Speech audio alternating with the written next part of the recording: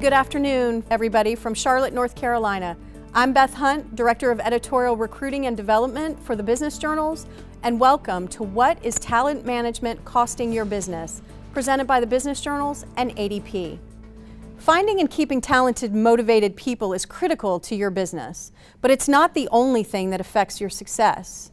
You need a strong compensation benefits program and to be proactive in mitigating the risks to your bottom line. You know, I was struck by a statistic I saw recently. Employees invest an average of 2,000 hours a year in your business. So what do you need to invest in them to make it a win-win? That's what we're talking about today. Winning the war for talent, developing a competitive compensation and benefits plan, and addressing the threats to your bottom line. I'm here with Art Bauman, Vice President of ADP Total Source, and Chuck Richards, CEO of Core Value. So Art, I want to start with you. I mentioned hiring and keeping good talent is job one. So what are the most important tools that you need in the war on talent, the war for talent? Those are great questions, Beth, and it really comes down to kind of what you said. It's multifaceted as far as what we call the three pillars of HCM, or human capital management. So you've got talent, compensation, and benefits, and risk mitigation and risk management. And so from a talent standpoint, it's really recruiting those people in the marketplace that are the best fit for those roles that you have, but also making sure that what you're offering them from a compensation and benefits point of view is competitive enough to get them either from where they're working today or into your workplace. So to your point, it really does need to be a win-win situation, as that employee is going to make a significant contribution and a great amount of their time each year in that business. So it really has to be kind of a win-win in that sense, and it's getting tighter and tighter in the marketplace as we see unemployment rates going down and we see the shift in the demographics in the workforce. So it's challenging for business owners today to really find the right people and then keep them long term. So talk a little bit more about finding the right people and sort of what that looks like, especially in a tight job market. Yeah, so it's interesting. So from the digital world of the internet and LinkedIn and all of various opportunities that people have to find jobs and roles that might fit their needs, really the employers have to be utilizing all of those media.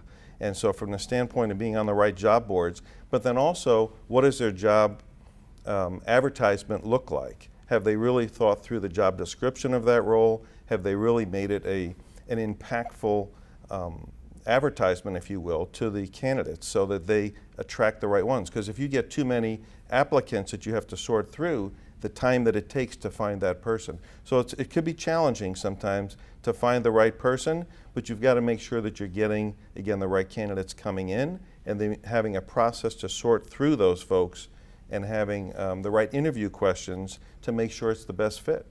And so all of those things, when people don't do it on a regular basis, can be challenging to do it the right way. So let's talk about millennials. Yeah. Everyone's talking about millennials today. We're all trying to figure out how to work with them and to incorporate them into our culture.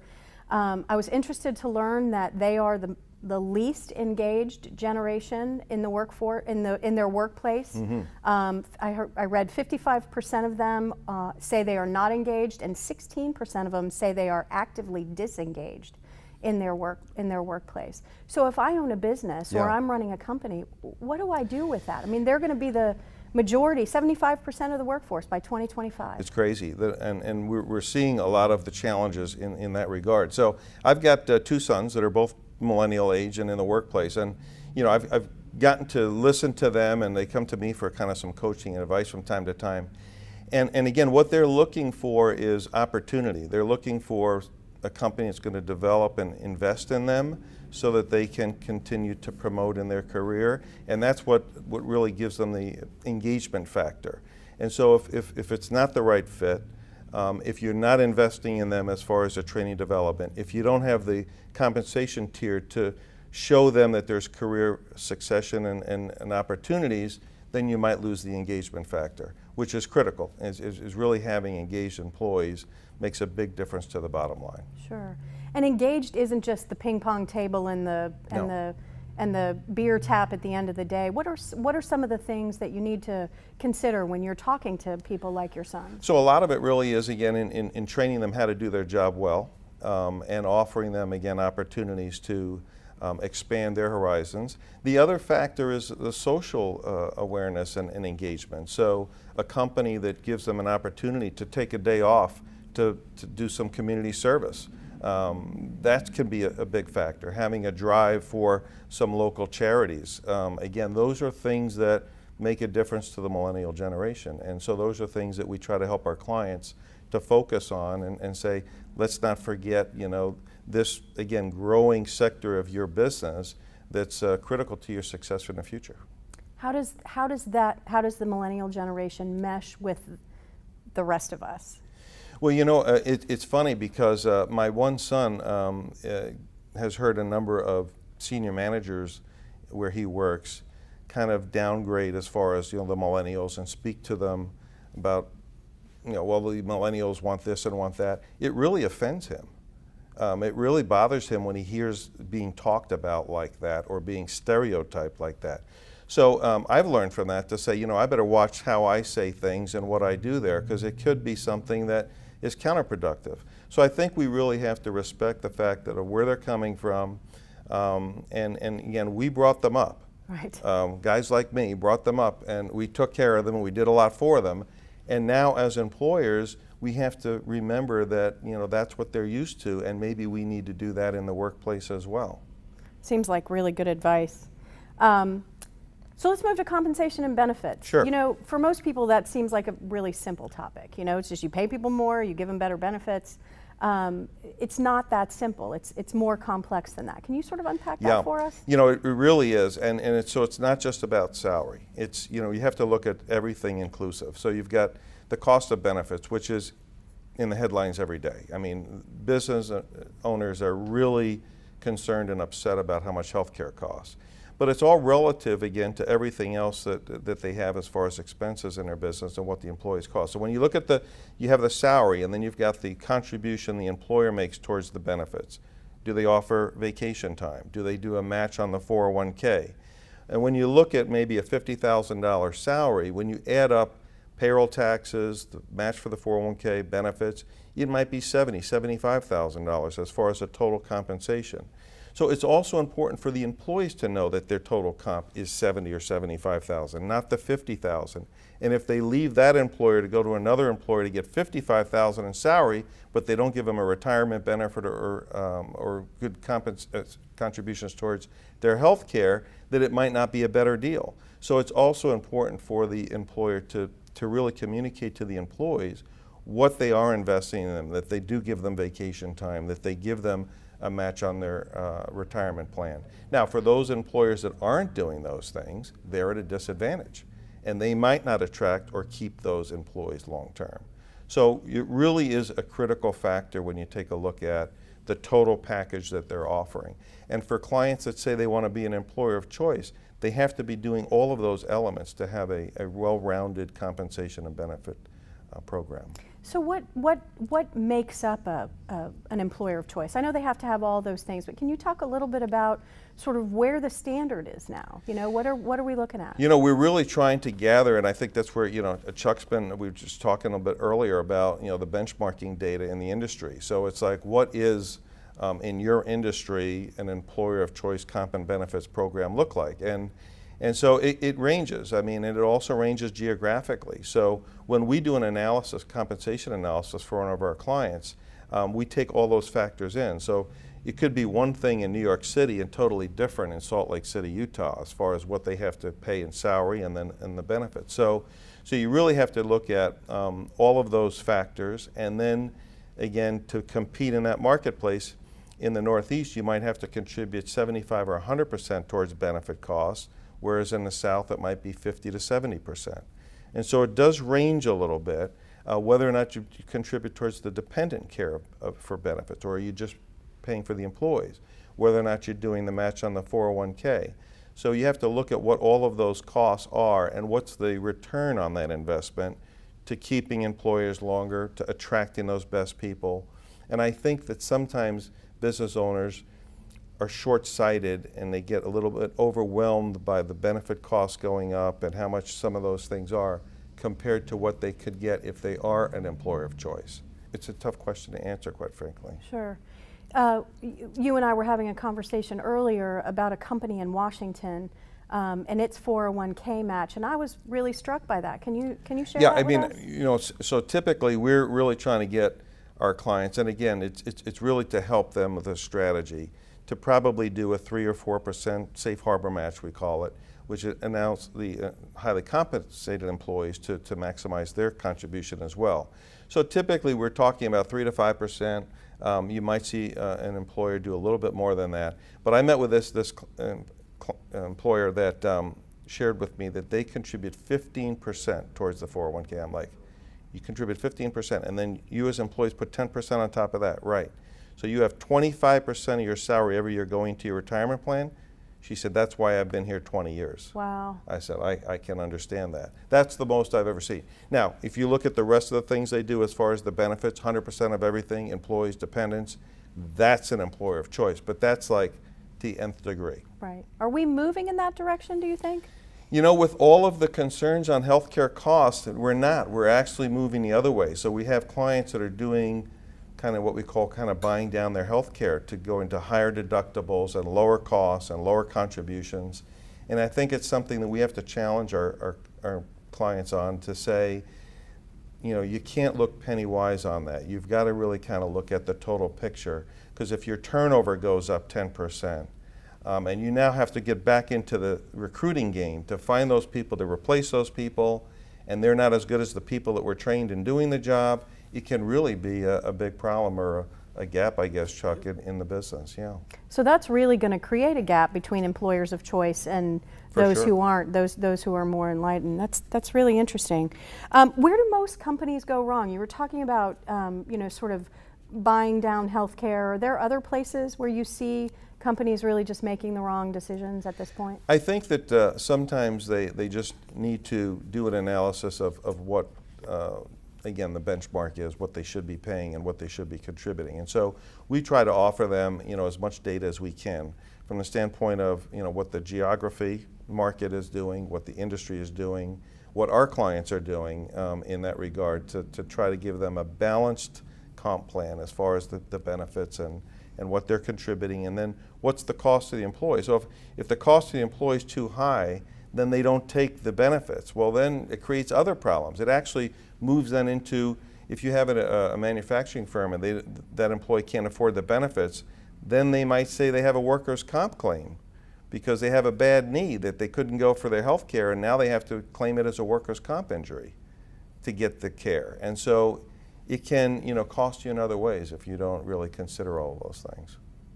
So I know we don't want to go too far down the Affordable Care Act rabbit hole, Right. but I did want to talk to you a little bit about that, since healthcare and concern about it, and you were talking about people being overwhelmed.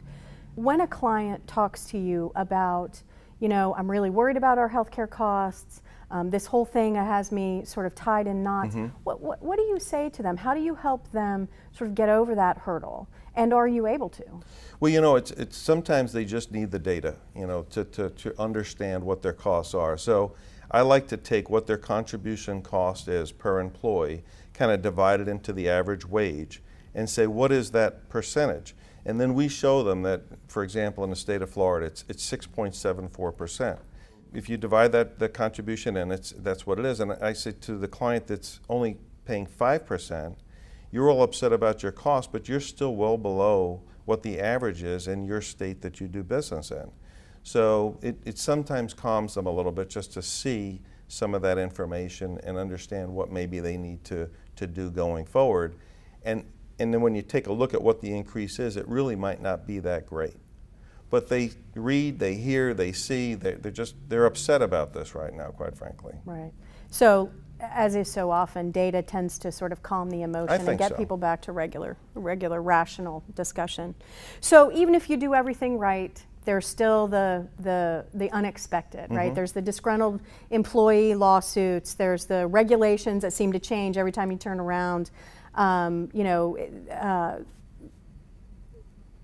how do you help clients evaluate the risks to their business Sometimes they can be significant, other times they can be lethal. Yeah. So, you know, how do you go about that? Well, you know, there's a few different areas. So you've got workplace safety from, again, the workers' comp standpoint. So for those clients that are in manufacturing or warehousing and those types of things, you've got things that we need to do there to keep the employees safe. And then as you move into kind of just the business practices of HR, what you can find is if your supervisors and managers aren't trained properly, they can say and do things that can really come back to bite the client. And so, we really try to consult with them to help them the right interview questions, you know, as far as a termination or a corrective action for an employee. Make sure that, you know, things are tight so that you don't come back with a wrongful termination claim or a discrimination type of claim in somebody that you didn't hire, those types of things. Because to your point, it really can impact their non-operating expense if all of a sudden they have a lawsuit that they have to depose and spend a lot of time on and have legal fees and then have some kind of judgment award. So those things can be really hurtful to the business, and they're easy to prevent if, again, you kind of invest in your people and in your process to make sure that you're doing the right thing, also the right thing for the employees. Right.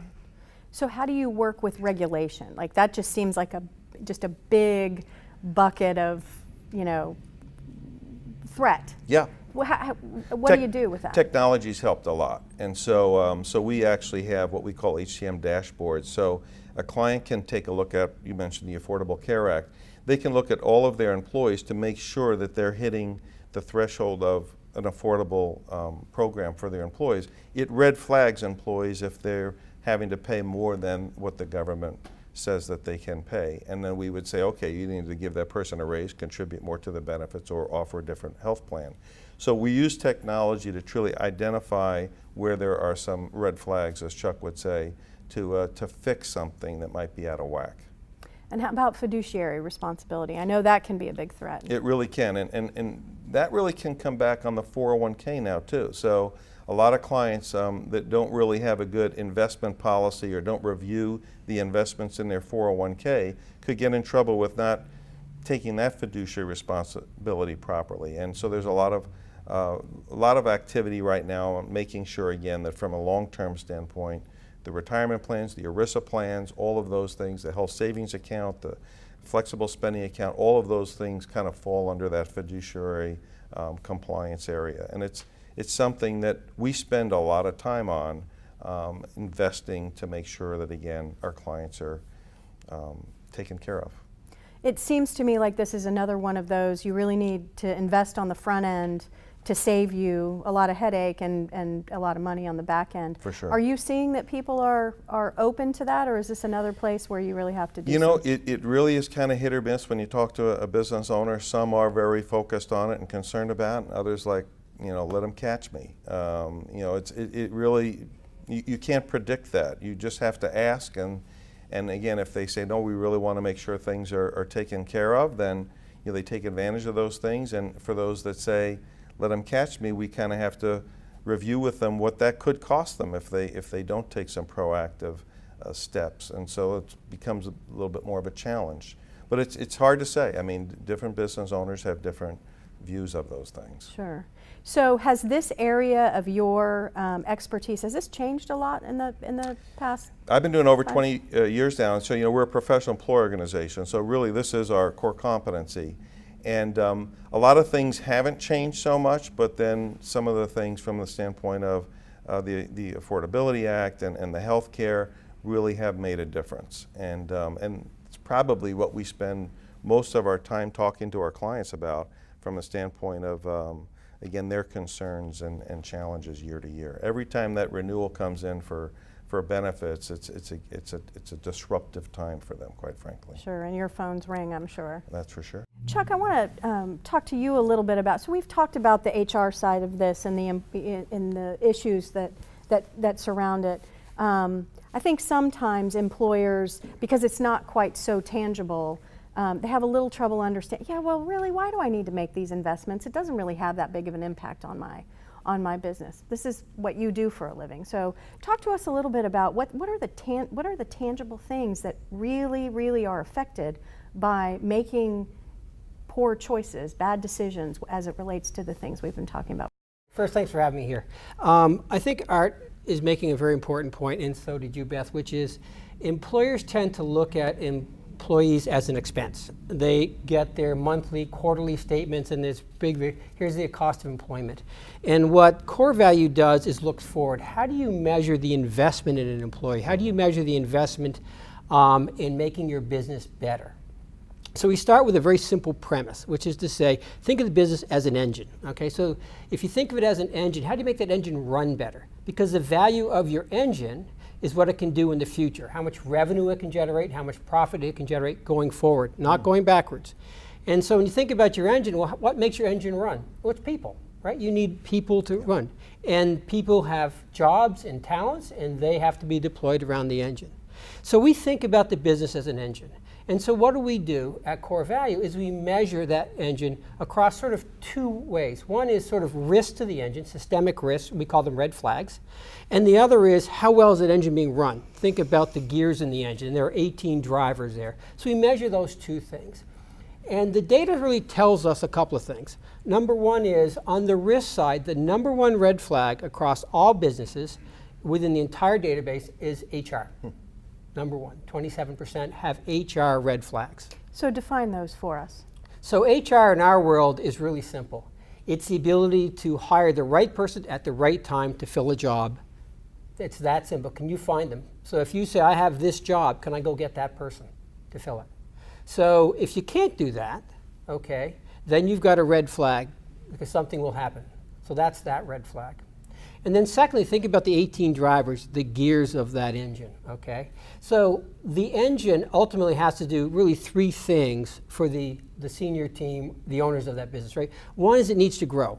So you want to make sure your engine is growing going forward. And that means you need the right gears running and the right people running them, right? Number two is you want to be able to deploy your capital effectively. You know, where do we invest? Do we invest in people and in training? Do we invest in new equipment? So it's an investment decision. And do I get it internally or do I do it externally? So the second thing that the executives care about is capital, and how do I deploy the capital? Right. And the third thing is, how do I measure success? What is success for a business? Well, really, it's enterprise value. You think about a public company, right? Public company, you know, every single day they'll look at the share price. Right. What's the value of that business? Well, a private business does the same thing, which is, okay, what's the enterprise value? They could do it quarterly or yearly, but that is the benchmark, because ultimately, that's what matters to the people who own the business. What is its value? So stepping back and looking at the 18 gears, okay, you go, okay, what is the gap that is there? So when we think about a business, when people go through Discover, so people who have attending this webinar, most of them have gone through the Discover, which is 10 or 15 minutes to understand those gears. When they're done with that, we're going to give them a couple of numbers. One is, this is the enterprise value range for the business right here. Here's what it could be. And there's this gap between them. So the folks who took the Discover before this webinar, or during this webinar, they have a 35.4% gap. What it means is they're leaving 35% of the value of their business on the table. It's also in that gap is where all the growth lies. It's where they should be investing into. And what's interesting, back to the discussion about HR and people, is that we know that on the HR side, 57% of the companies have a significant problem. Describe a significant problem. Meaning when they go through the rating system, is they have an inability to get people to fill that job. Because if you're going to grow, you know, growth is a beautiful thing, but if you can't deliver on your promises to the marketplace by having the right people in the right job, then you're in trouble. Because you're not only in trouble internally, but you're in trouble externally. Because you said to your marketplace, we're going to accomplish this. And now you can't deliver on it. It hurts your brand, it has everything. So that's an investment decision in be able to do HR. Right. And the second one is under senior management. 60% of the businesses have significant challenges in senior management. So what does that mean exactly? And that means the ability of it to build a team that works together. Because ultimately, the value of the business is the ability for it to go into the future. So if I happen to be the CEO of a business, and I've decided for whatever reason it's time for me to move on to sell or transfer my business, even to my children, whatever I want to do, if I don't have a senior team there, the business is not going to go forward. Right. So it's the ability to have an effective team that's working together. And it comes back to some of the things you're saying about your pillars, right? Yeah. You got to find the right people, and you got to compensate them well. And if you do that, then give them the right tools to follow and mitigate risk, they will do it. And what's interesting back to the millennials, right, is what we find across the board is the driving force is respect and purpose, right? If there's respect there and they believe in the purpose of the company, it has a mission that matters, they're all in. They really are. They are all in. And then compensation's important, absolutely. Having the road forward for their careers is important, but they care deeply about what they do matters. And that's where senior management comes in, and a path forward into that stuff. Sure. Let's talk a little bit more about creating that sense of purpose. How do you communicate that to a group of people that's looking for it? What's the strategy for a senior management team? It is cultural. I mean, people keep saying it's cultural, and before I built Core Value, I was a chairman of 50 plus companies, and I would go in and my job with my teams was to make companies valuable. And what we learned, well, one key lesson was you don't take culture on head on. You don't say, I'm going to change the culture, I'm going to fix the culture, because that doesn't work. What you do is say, okay, let's look at the people building the business, where they are, and let's see what they're missing. And so what's missing in the equation? So one of our favorite lines is say to the CEO, the owner, and the manager, okay, can you tell us sort of what the folks do after work? And they go, oh, yeah. Sue over there, she loves to go play volleyball. And they would go on with this list, and Harry would watch football. And we'd say after, okay, what do they all have in common? And there'd be a lot of head scratching going on, a lot of this stuff. And I said, what they had in common is they keep score. So what's happening is people leave work and they go do things, they know if they're winning or they're losing. And so, but they come to work in most of these companies and they don't know if they're winning or they're losing. So they keep their heads down and they work really hard, which is great, but they have no understanding of, are they helping the business get to their mission, whatever that mission is. And so metrics and measures and process engineering matter. Because once people know if they're winning or they're losing, they get things done. And the other bet we'd always have with them is as they go through the core value thing and the 18 drivers, we can identify the number one thing they should do. And so this is the number one thing. It could be a red flag or it could be a driver. And then we talk about it and say, well, we've been struggling that for 18 months. We've been struggling that for a long time. And we'd make a bet, a very expensive bet over a cup of coffee. It was a cup of coffee bet. And the bet was this. They'd say, okay, here's what we need. This is where we are today. We'd measure. This is where we need to be. And they said, it's going to take us a year, 18 months. And I said, I'll bet they'll be there in 6 weeks. And they said, it can't happen. But what we find about people is you give them a very specific target. And you give them a specific measure of success. You say, that's the problem. That's the number one problem. They'll solve it very, very quickly. And that builds culture. That says, okay, we know how to solve problems. Help us identify the key problem. Where do we invest our time, our talent, and our energy? And we will solve the problems for the company. So that's what we found over and over and over again. So what Discover is all about, and Core Value is all about, is helping owners, executives, and teams sort of prioritize what do they do. What's the value of an investment? Because once they know this is the value of fixing something, then they go, should we do it? And if the answer is yes, and it's the number one problem, 100% of the time they'll fix it. Interesting. That's been your experience as well, I would imagine. Yeah, that's great advice, and I've really seen that in play as far as business to business. It's absolutely critical. Yeah.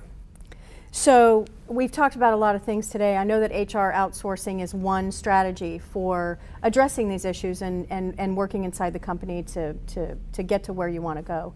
Describe for me really what that means, HR outsourcing. What does it mean and how does it work? Yeah, so it's interesting as we've seen the transformation of our business from being known, quite frankly, as a payroll company to now a human capital management company. And so we've invested a lot in, as we've listened to our clients that said we need more in the area of HR and we need help there. And so the HR outsourcing includes services that, again, taking into consideration all the three pillars. And so, for example, the professional employer organization, ADP Total Source, includes the benefits and the workers' comp and the 401k and all of those things that make that up. Then there's other aspects that as you get into just technology, so clients say we have our own HR folks, but we want the technology to support them. The data is really important to make sure you've got the reporting, to Chuck's point. And so we have other solutions that are more kind of focused on the technology. But again, always having kind of that HCM dashboard, having a daily, really, a view of your business and your people and what all of those things are costing you from a turnover standpoint, from a standpoint of engagement. And so really that's kind of the HR outsourcing gamut. It kind of goes from technology all the way through a bundled full service offering. Okay. What's interesting about that is you tie that back together with the understanding of the gap and the value of making that investment. That can change everything. So the businesses that have gone through and done Discover for this webinar, they have an average gap of $2.3 million. So that's how much money they're leaving on the table. And 44% of that is just 5 drivers.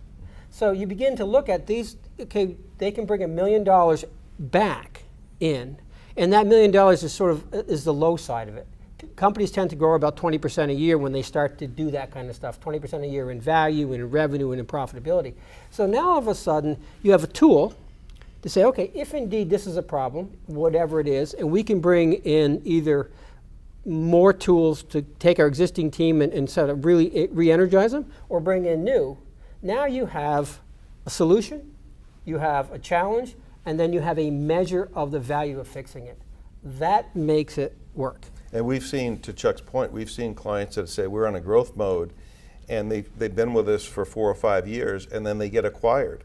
And that value of that business and how we help them get there is a real success to us. We congratulate them that they were able to accomplish that over that period of time. And it's, again, these investments they're making in their people, in their process to become really that more valuable company. Sure.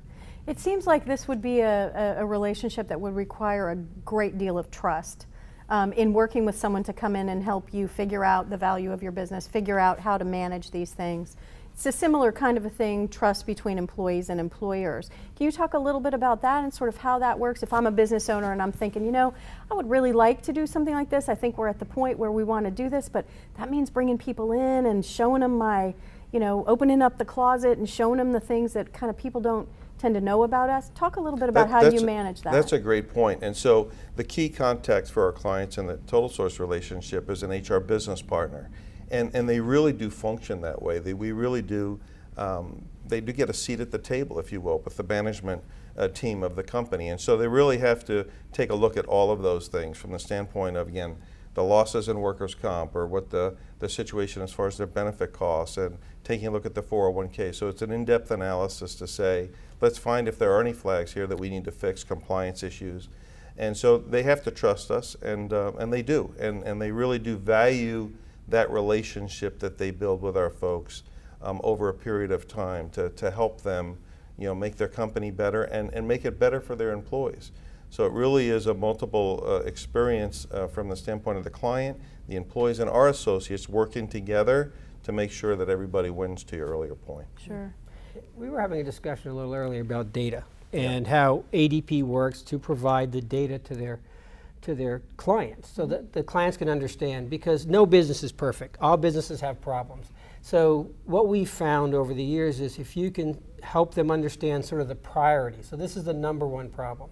And here's where you are relative to your peers. So there's a lot of peer-to-peer data. They go, okay, I understand that. And the more that you can provide sort of credible quantitative data and information, the more they trust you, right? Mm-hmm. The more they know that you understand. And they understand that there's a range of, I don't want to say good to bad, but sort of strong to weak, right? So every company is weak in other areas and strong. And the idea is we want to go from weak to strong because it's going to have a credible, measurable impact on our business. And what we have found literally from doing this for 20 plus years is that people who run private businesses are incredibly blatantly honest about their problems. They will wear them on their sleeve, and if you show up and you're trusted and trustworthy, to your point, they're going to be absolutely open to you because they want to fix the problem. Sure. Are there any downsides? You know, I think it really is I think to Chuck's earlier point, is making sure that, you know, the investment they're making is a sincere investment in their employees and that they care about them and that they really want them to succeed. If it's there, then everybody wins. If there's, again, other interests and they don't look at their employees as that valuable asset, then there are risks to those employers, quite frankly. Okay. So Chuck, the Discover tool, I mean, we've talked about a lot of things. The Discover tool really helps companies unpack this stuff, right? Can you remind us again how? Just give us a short sort of description of what it is and what it does. Okay, so we're back to the business engine, and basically what Discover says is let's open up the hood. Let's open up the hood and let's look down at the engine. And so we need a couple of short pieces of data about the business and the industry so we can compare it against their peers. And then we ask them 18 pretty straightforward questions against the 18 drivers. And at the end of that, it takes about 10 minutes, we're going to give them a report. And we're going to say sort of, here's what it could be worth, here's your gap. We're going to say these are the top 3 drivers creating that gap. And here you are against your peers, kind of stuff. And then we're going to highlight red flags. And we also ask them sort of where are you going? And we can give them information to sort of help them. But the idea is really quickly to get them to a place of saying, okay, there's fires burning maybe all over my business, but these are the 3 fires I care most about. And this is the systemic red flag that I really should do something about. And at that point in time, they can make a choice. But it really simplifies the world. For the most part, people finish and go, oh, phew, okay, this is where I am. Okay, now I know I'm here. If I want to go here, I know how to get there. And in some cases, they go, as your point, I don't really, I'm good. I'm all happy. It's, you know, I'm living the life I want, and I'm all good. And then there's the majority say, wait a minute, I'm not leaving all that money on the table for somebody else if I want to sell or I want to do something, and they begin to move forward. But it's a very organized approach to it. It's not ad hoc. Okay. Discover is a free tool from the Business Journals and ADP. If you don't already know the gap between the enterprise value of your business and what it could be, the URL for the tool is on your screen. Go through the tool and discover what high-growth companies already know. Thanks a lot for joining us. Thank you, Art. Thank you, Chuck. Thank you. Everybody have a good afternoon.